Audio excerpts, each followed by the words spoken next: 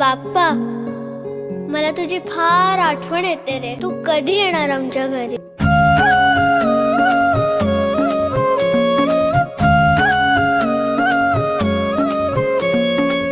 देवा तुझ्याच साठी उघडून दार, वाट पाहून झाली फार. चिंता हरून देवा थकला असणार, दे माझ्या खांद्यावर भार. थोडा इथं टेकून जा, घास खाऊन माझ्या हातातला.